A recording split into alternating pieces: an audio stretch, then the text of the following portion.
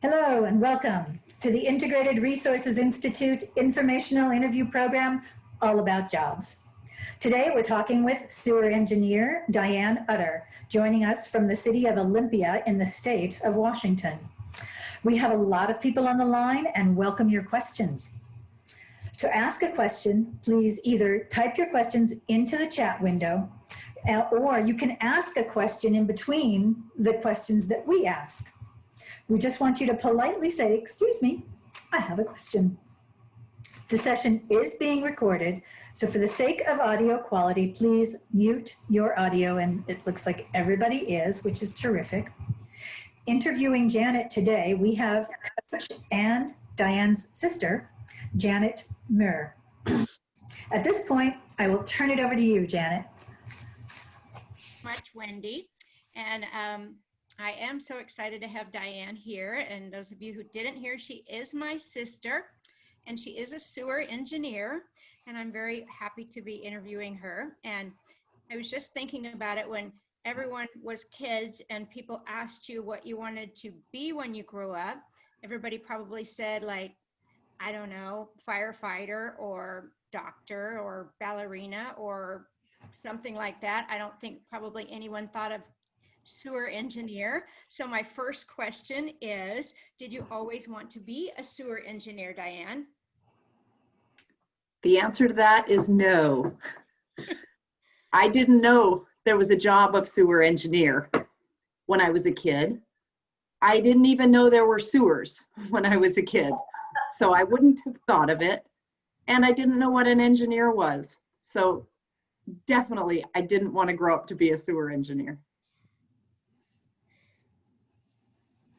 What are your main responsibilities as a sewer engineer?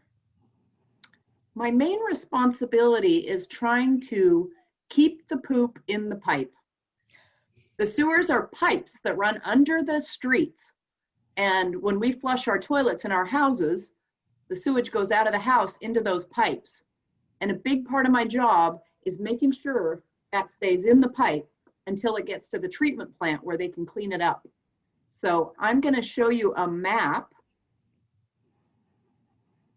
One moment.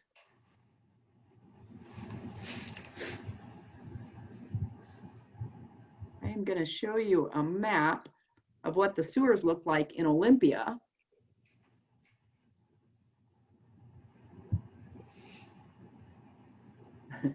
Maybe I am.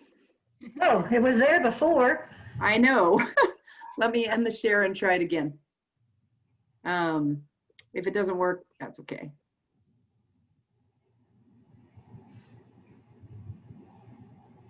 That definitely worked before and did not work now. So I'll skip starting a map right now. But basically, in a city, underneath all of the streets, there's sewer pipes to take the sewage away from the houses. And usually in the intersection of a street, there's a round, big metal lid. It's about this big around. And that's the top of a manhole, which is how the workers either go down into the sewers or they put cameras down or they put cleaners for washing them. So that's called a manhole. And between the manhole, there's pipes. So part of my job is making sure that if there's anything broken in there, that we fix it. I also help with figuring out what part of the city needs new sewers that they don't have sewers yet. So I help figure out where the sewers are going to go in the new parts of the city. I have a question for you. I've heard the answer to this, but I wonder if it's actually a true answer. Why are the manhole covers round? That's a great question.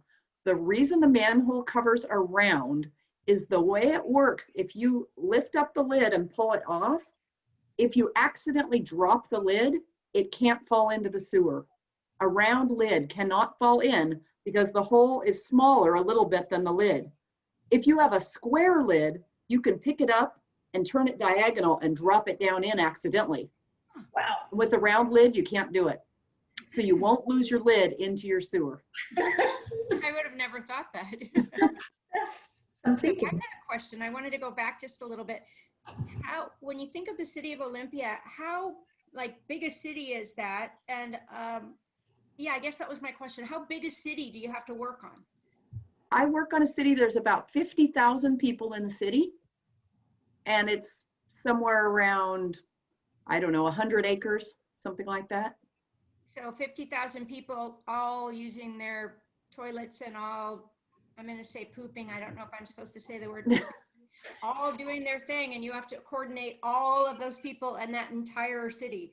So Yes, that's a lot of people. a lot of people. I wanted to go back a little bit too. I don't even know the definition of an engineer. So what's an engineer? That is a great question, because I sure didn't know what one was until I went to college.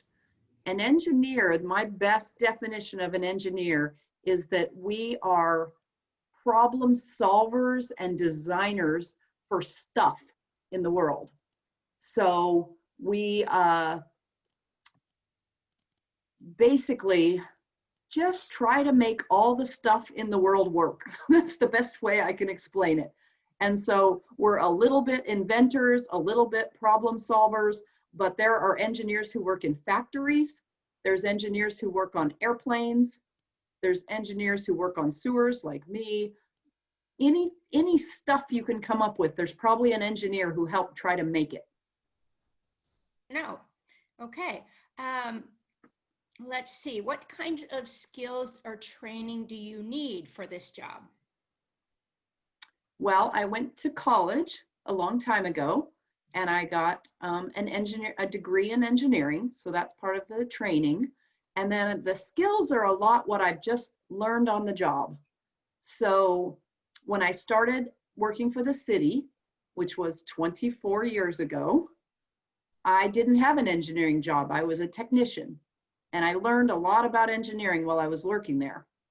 And after about 10 years, they had an engineering job open, and I applied for it. And you know what happened? I didn't get it. I didn't know that. It's true. The first time I applied for an engineering job at the city, they told me they picked someone else. And it was disappointing, but I went along for another couple years, and they had another job open. And when I applied for that, I got it. So part of my training was just being a little patient and sticking with it. And do you still have to do training kind of along the way as you are in your job? Yes, there's always training to do, a little bit of training each year, like a training class that I'll go to, kind of like this. And then there's a lot of training that really is just research.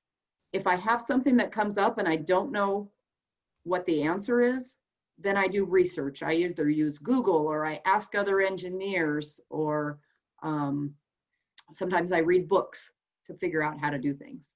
Do you check with other cities sometimes? Yep. Huh. Definitely. Cool. I got the map to work. Is it okay if I show the map now? Absolutely.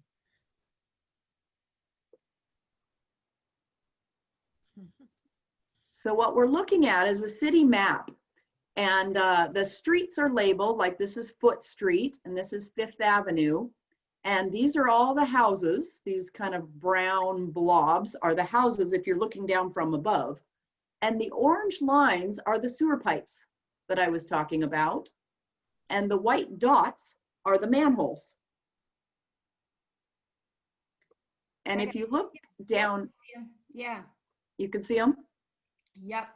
If you look down inside a manhole, this is what it looks like. There's a ladder for the workers to climb in and out if they have to go down in there.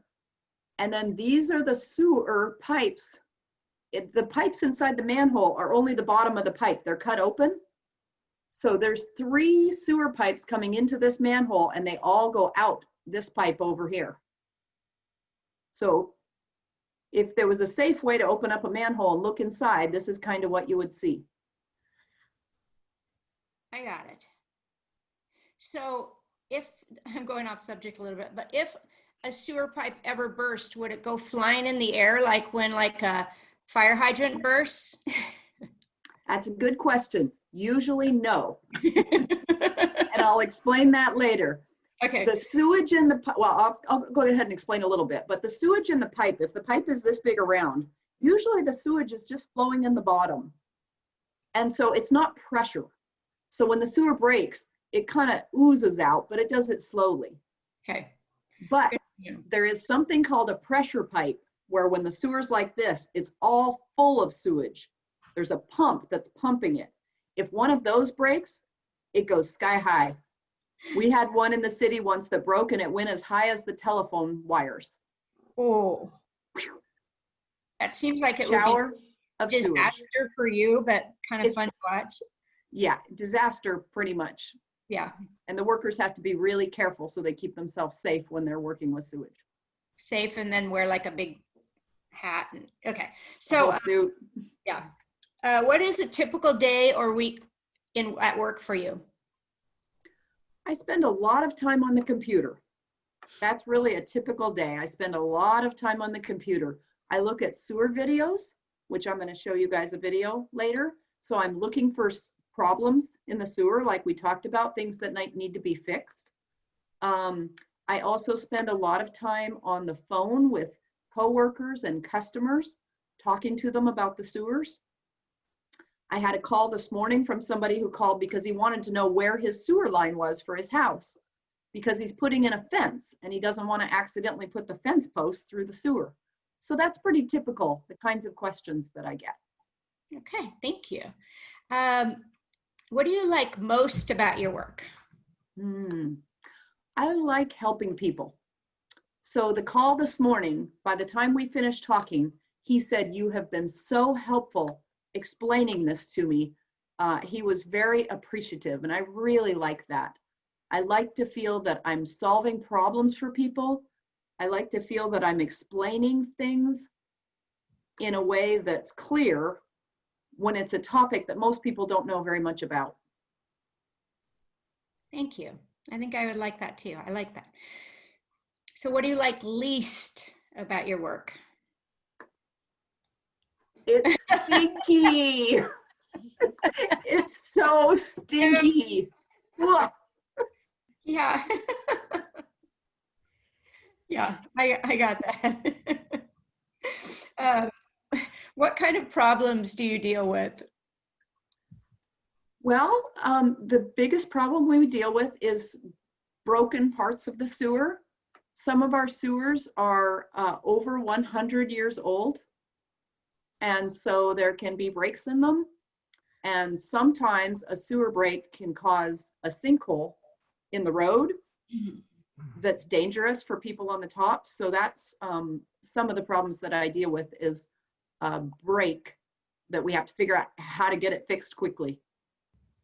I can imagine people would get very impatient if they had a break in a sewer line next to or under or around their house. Mhm. That would be, yeah, somebody who would want something done right away, or at least I would. I would want you at my house right away. It's very challenging when people have a sewer problem, because it's usually very urgent. It needs to be fixed right now. Yeah. And so that's pretty challenging. Yeah. So what kinds of decisions do you make? Well, one of the decisions is, which problem are we going to fix first? Because some of the problems we have to fix it like today, but many of the problems in the sewers, we have to prioritize what's the biggest problem and what's the best way to fix it. So that's one of the decisions that I make, is which problems do we fix first, and who's going to fix it? How do we get it done? Another decision I make is in areas of the city where they're building new houses. I tell them, these are the sewers that you need to put in, and make sure that they do it right. So that's another decision that I make. So they don't cut corners. So they don't cut corners, and so that the sewer will work for the next neighborhood that's even further from them. Oh. So just making sure that when the sewer expands, it's big enough for the eventual, however big the city's going to get. So you have to look to the future. Yeah, at least 20 years out. Sometimes we're looking 100 years out. What will this look like in 100 years? And how often do you have to look at budgets in terms of where you can, like, you have to decide, I have to spend my money here instead of here, and it's not going to make people happy over here, but I have to do it here? I look at budgets a lot through the year. I mean, probably a couple times a month. And we have a sewer project right now going that's small, that costs $50,000. And we have a sewer project going that's really big that costs $3.5 million. So I have to help figure out if, say, a budget on one project goes up, how are we going to find the money to pay for it? So I do spend a lot of time making decisions about where's our money going to be spent. Okay. Do you get to go down in a sewer? That's one of my favorite questions, because I would see a, you know me, I would see a sewer like ladder and I would go over to the guys and I'd be like, can I go down there? So Yeah. Do you get to go down in the sewer? The answer is no, and you can't either. I can too. No, I'm sorry. Fortunately, the manhole lids are really heavy. They weigh about 80 pounds, and they take a special tool to lift the lid, which you don't have, Janet. So that's good. They're meant to keep people out because the sewers are dangerous. The sewage that's in the sewer gives off gases that are dangerous to breathe. So that's why we can't go into it. You have to have special training to do that. You have to wear special gear, including a breathing mask. You have to bring an alarm down with you that tells you if the air isn't safe to breathe anymore so you can come back out. You have to have a harness on so that if, say, you fainted, the other coworkers would lift you out of the sewer. So it's very dangerous to go into the sewers, and I've never done it, and none of us should do it. I did not know that. Okay. Thank you. You're welcome. Well, here's a fun one. Do you get to wear a hard hat? Mm-hmm. I do, but I left it at work and I'm working from home right now, so I can't show it off. That would be really fun. Yeah. How many people do you typically work with on a given day? I probably work with 8 to 10 people on a given day, and I would say about half of them are coworkers and about half of them are customers. And I would have thought it would be so many more, because sewers, I mean, there's so many sewers. I would have thought you would be like 100 people you'd have to, so that's good, because Yeah. Yeah. It's a small group, and the coworkers, I already know them, so I'm working with people I'm familiar with, and the customers, usually I don't know them, so I'm just finding out what their situation is over the phone. And pre-COVID, did you actually go to the people's houses usually? Usually not, but sometimes. So usually pre-COVID, they would either call me on the phone or they would come into my building and I would stand at a computer and show them a map or videos or whatever was useful. And then sometimes I would go to their home, but it's unusual that it's not something I can just solve by looking at the computer and sending an email. Got it. Okay. So how do you make your decisions about where the sewers go? The biggest way I make decisions is that sewers have to flow downhill. So the sewer can't go up a hill unless you have a pump at the bottom to push the sewer up the hill. So when we're looking at expanding sewers, we're looking at the hillside, the slope of the streets, and the sewers have to be designed to go down the street. And then if they get to a point where they have to go uphill, we have to put in a pump. So that's the main thing that I'm looking at, is what's the shape of the city? Interesting. Let's see. Oh, I think you might have answered part of this, but how much does a city sewer project typically cost? You told me each end, but yeah, how much does it typically cost? Typically cost would be somewhere between $400,000 and $500,000. Somewhere in the neighborhood of $500,000 is typical for doing a city sewer project. That's a lot. It's a lot of money. Like a lot, but yeah, I mean, I think it's a lot. it's important. Yeah. So you don't want it to break down. No. So this is a fun question. What animals have you seen in the sewer? All right. I've got some pictures to show of some animals, and I'll do a share screen again. Mm-hmm.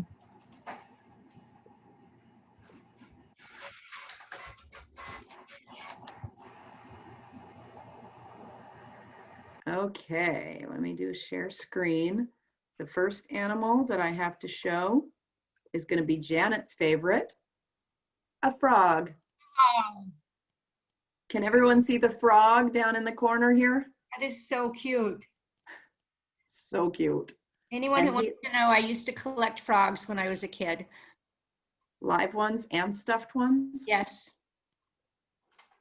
Okay, can you see the frog picture close up? Yes.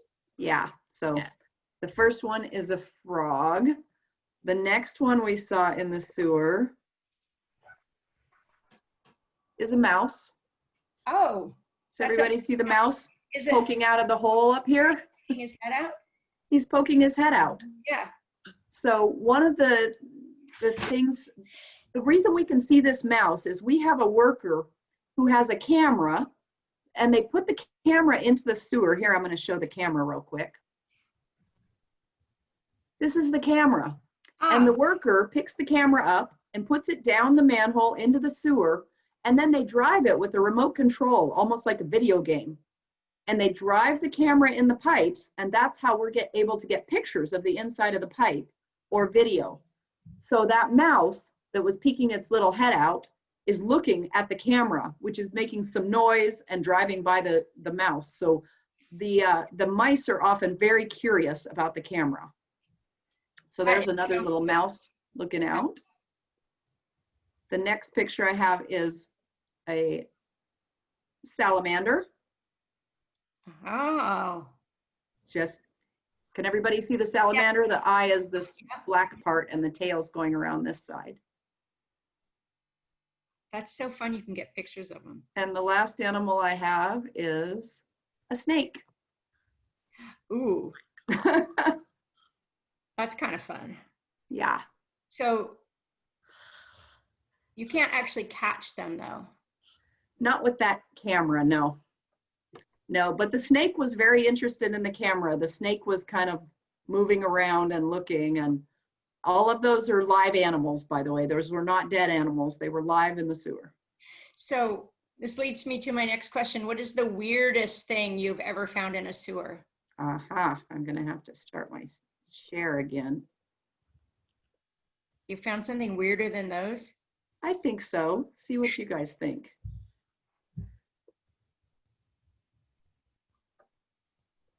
Whoa. Kind of looks like fireworks, doesn't it? What the heck? I know, that's what I said. We think it's either a plant or a fungus of some kind, but it's the only time I've ever seen it in the sewer is in this one pipe, this one time. And after the camera drove over it, it kind of flattened. So we're pretty sure it's a plant. It's not an animal. But isn't that weird looking? Would live in a sewer. Yeah. That's kind of cool. I thought so. Thank you for sharing those. You're welcome. So is it true that you keep pictures of those in your cubicle? Yes, I call it the Olympia Sewer Zoo. And I have pictures of them in my cubicle. And when people come to visit when I'm at work, not during COVID, then a lot of times people like to come in and see the sewer zoo. They come to visit the sewer zoo? Yeah. That's fun. All right, so well, I was gonna say, what's the coolest thing you found in the sewer, but that might be the same thing as the weirdest thing. Yeah, I think so. So it's not like the movies where there's alligators down in the sewers, things like that, that just pretty much. We've never found an alligator. I've been watching all this time and we've never found an alligator. So that might be more common in Florida or something. Yeah, are there alligators in Olympia, Washington? Yeah. There are not. So if there was one, it would have to be a pet that someone flushed. I think if we ever found one, it would be a pet. None of the animals I showed you are pets. Those are all animals that got into the sewer through a broken section in the pipe, or they got down in the manhole and ran along. That's But a good point, Wendy. yeah, there are not alligators here. Good point.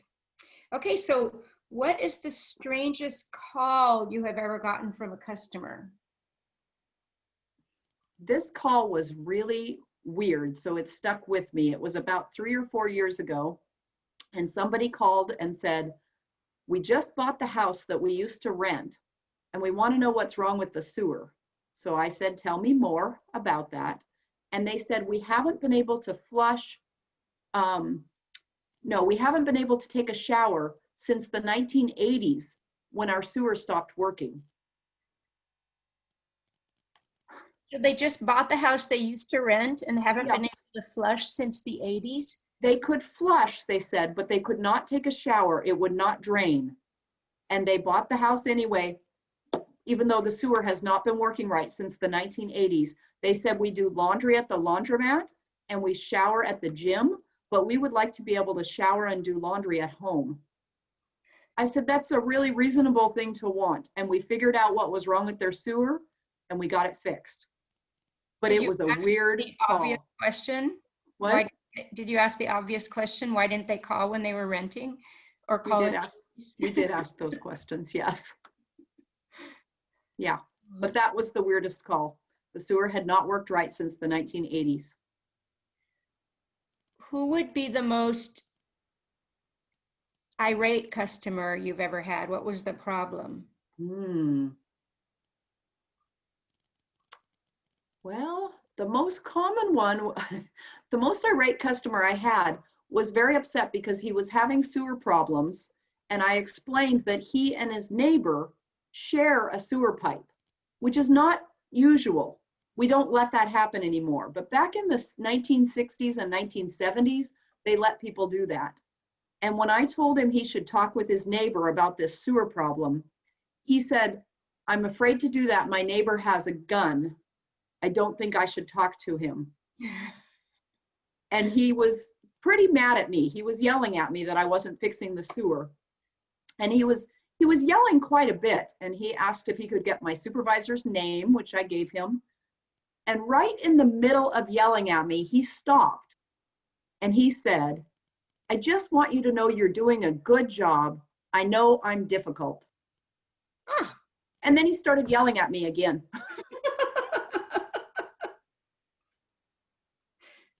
And he called my supervisor and complained about me. Oh my gosh. Yeah. So I have specific sewage related questions. Is sewage ever used as fertilizer? Yeah, it is. There are places in the world that they do that. And it's possible to take the sewage and take the solids and dry them out in a way that it's safe to use them as fertilizer. So yeah, it is. Not in Olympia? They don't do it? We don't use it here, no. Yeah. Is the sewage ever filtered or buried? Well, some sewage doesn't go to sewer pipes like I've been showing you guys. Some sewage goes to a septic tank. I don't know, have people heard of a septic tank? Yep. So that's, if you don't have city sewer for your house, you probably have a septic tank in your yard. And when the sewage, the water part of the sewage goes out of the tank, it goes out to something called a drain field in the yard, and it goes right down through the soil, and the soil filters the sewage. So it does sometimes go out into yards. And the sewage in Olympia, all of the sewage I've been talking about, goes to our treatment plant, which is where they clean it all up. And then they take all the solids and they take them away to the dump, landfill, I think it's called. And then the liquid part, they actually put it out to the Puget Sound, which is our water body here. But they make the sewage very clean before they do that. They have standards of how clean it has to be before they can put it out into the water. Right. So is there anything unique about the sewer system in Olympia, Washington? Maybe different than others? Yeah, I mean, one of the nice things is we have a lot of hills that go right downtown. So all of the sewage can flow to downtown on these hills, which is really helpful. There's some cities like Phoenix where it's very flat, just all over, and they have to have a lot more pumps. So we're lucky in that we have hills that all kind of go down toward downtown.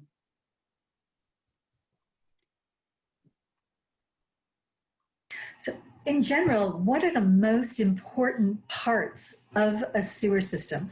You know, the parts that you might find in every city. Yeah, well, the manhole that I showed you a picture of, you're going to find those in every city. The pipes that we talked about, and I have a few more pictures of pipes if we want to see them. Those are a very important part of the sewer system. And then I mentioned it briefly, but pumps. Pumps are a big part of any sewer system. unless you've got a very small system that all flows downhill. If you have anything that needs to go uphill, you're going to have pumps. So those are the main things we have is manholes, pipes, and pumps. Can I show some pictures of pipes? Absolutely. Great.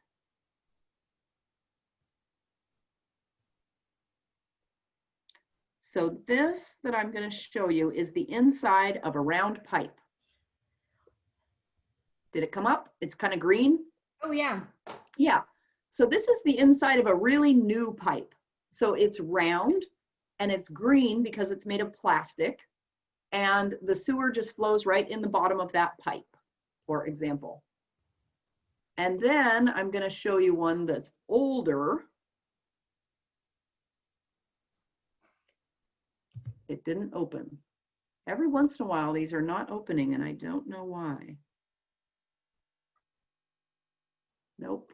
I'm going to try this. Okay. Did that open up? Can you see the pipe?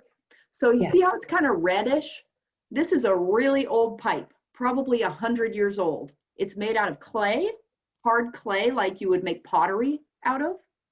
And it's got a little bit of problems, like this white line over here means that the two pieces of pipe are not lined up perfectly with each other. And so that's kind of the difference between a new pipe and an old pipe.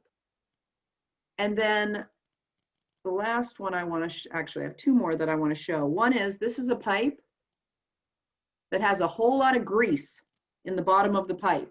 You see all this yellow stuff? Yeah. That means somebody flushed something that they shouldn't have put down the sewer, and they probably put it down their kitchen sink.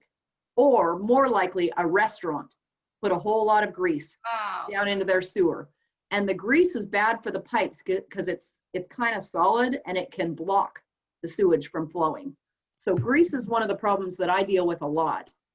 The other problem I deal with a lot is roots. So let me see if this picture will come up.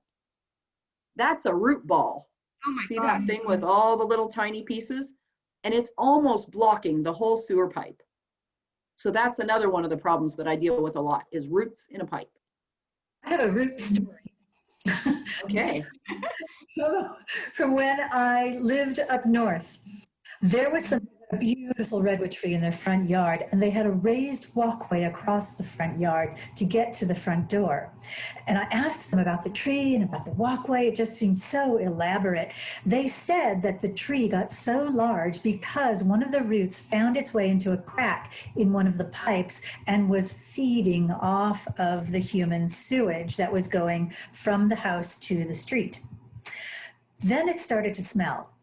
They didn't know this was happening until the smell got quite strong. So they called their local sewer company, who came out, figured out what was going on, and that's when they were forced to install the raised walkway because their sod was so soft that they were jostling the pipes around. And so the pipes had to be relayed. The root from the tree had to be cut.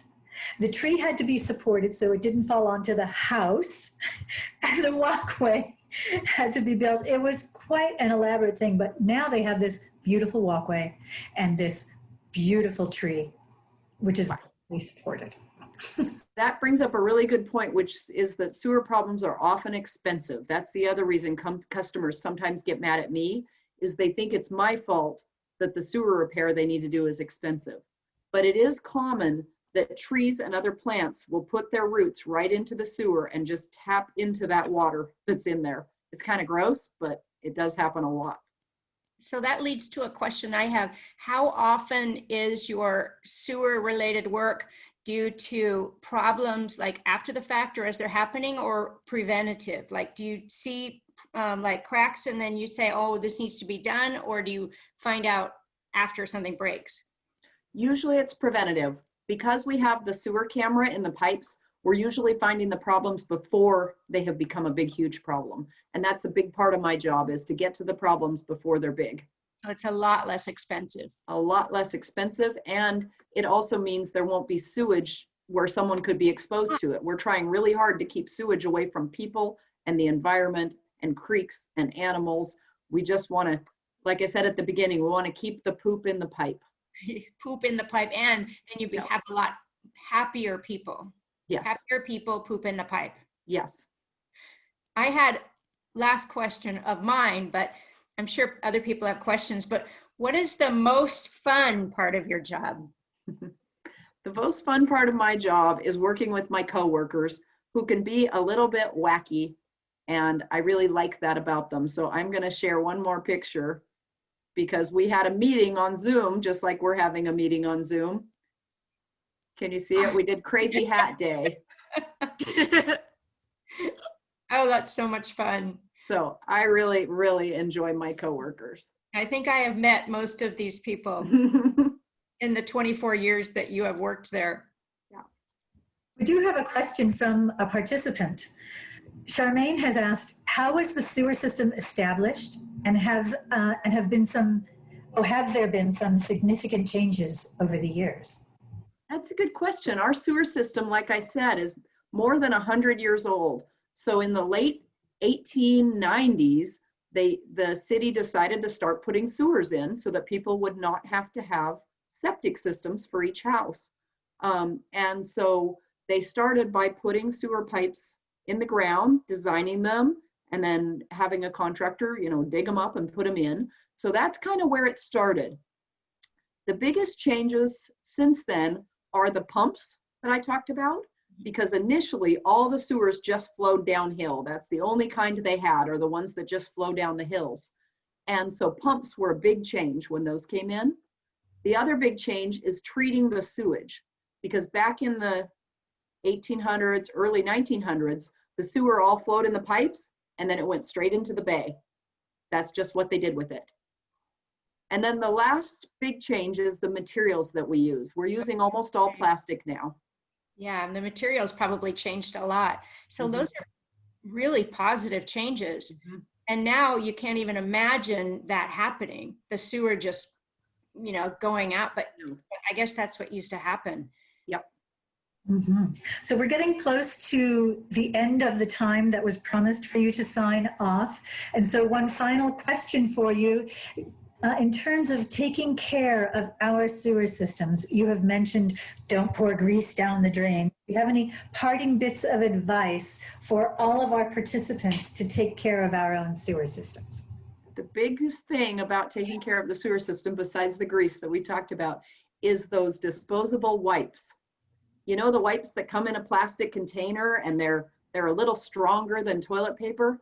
Those cause problems in the sewer. So if you're using them, put them in the garbage. That's the biggest thing that I would request, is to put those in the garbage, because the pumps that we talked about, those can wrap around the pumps and literally stop the pumps. So if I could get a message out to the world about sewers, it would be to use toilet paper instead if you're going to flush it, and if you use wipes, put them in the garbage. That's a good message. I think we can all do that. We can do our part. Yes. Poop in the pipes. Keep the poop in the pipes. That is a motto. We have 2 more minutes before the end of this. Are there any other questions that anybody has to ask? Because we're going to be closing this out in 1 more minute, because Diane has to get back to work. Diane, I see that Joseph is on the call. Joseph, can you say a quick hello to my sister, possibly? I think we might have just lost him. Hi, Diane. Oh, Hi.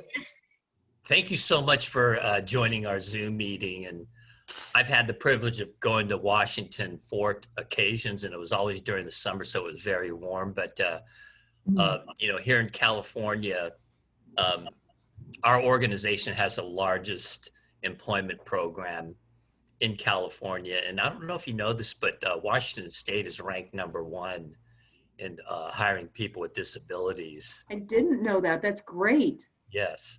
So anyway, there was a really neat production on 60 Minutes yesterday of hiring people on the autism spectrum. So we're going to be looking at other industries. But at your office there in Olympia, have you hired people with disabilities? We have hired people with disabilities. That's true. Yeah.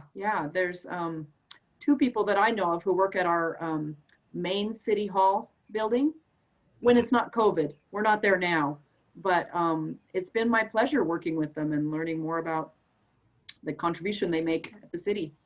Definitely. I worked, one of my former colleagues from San Diego, he was working in the King County Water Department in Seattle, but he's retired now. But anyway, again, Diane, thank you so much. Really, really cool stories that you had. And thanks for sharing those images. Really appreciate it. You're welcome. It's been my pleasure. Thank you, Diane. Thank You're you, welcome. Diane. So very much. nice to have you as our guest. Bye, everyone. Bye, Bye. bye, For everyone. listening. Thanks for your time. Get off me. Okay. Thanks Bye. again. All right. Well, I hope this was thought-provoking for everybody, and you got to think outside the box of the usual type of job that you might enjoy doing. At this point, we are going to close this out, and you are going to receive another in the relatively near future about next week's meeting. And in the meantime, think big. All right. Bye. Take care. Bye. Thank you. Bye. Thank you. Now let's stop the recording.